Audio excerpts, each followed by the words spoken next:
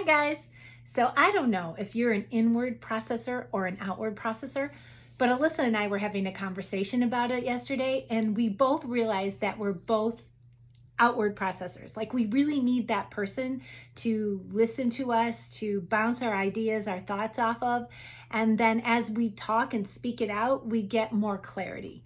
And so I was thinking about that conversation about being an outward processor when I came in here this morning to have some time with Jesus. And I realized that as I was having my time with him, that I outward process with him as well. And so this is how it went for me. I was just, I picked up the Bible. I was reading Matthew 4, and I got to Matthew 4:24, and it just like, there was something about the verse. So I stopped and I paused and I read it out loud. And this is what Matthew 4:24 in the Passion Translation says. It says this: many people who were in pain and suffering were brought to Jesus for healing. It describes that in there, like the pain that they were having, the hurt that they were having. And then at the end, it says this again: everyone who was brought to Jesus was healed. And as I read it out loud, I was saying out loud, wow, Jesus, everyone who was brought to you was healed. And then I had this thought. I was like, but wait a minute, like who brought them?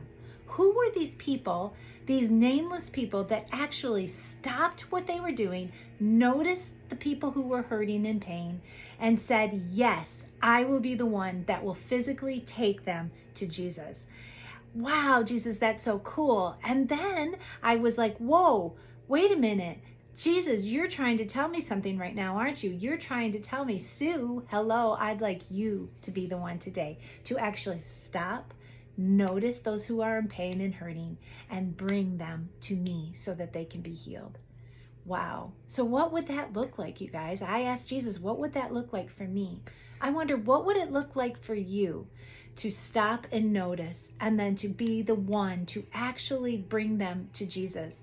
I think it can be just the way we are as we go about our day. Maybe we need to be the one to actually carry them, lift them, make their load lighter, maybe by helping out in their home in some way, whether it's through food or groceries, cleaning, whatever that might look like. Or maybe it's to support. I imagine those people who were so sick and hurting needed, if they didn't actually need someone to carry them all the way, they needed someone to lean on.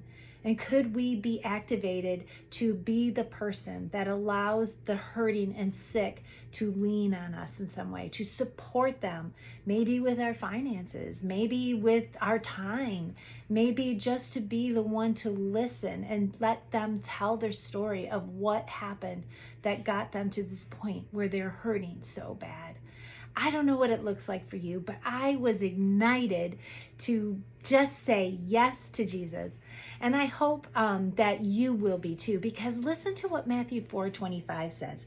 It says this: as a result, and I'm saying as a result of their willingness to say yes, to bring them to Jesus, massive crowds of people followed Jesus. People from all over the region and beyond.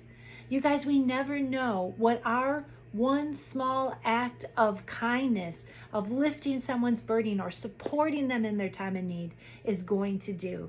Just think, there might be many, many massive crowds of people with us in the throne room worshiping Jesus one day because of our one act of kindness.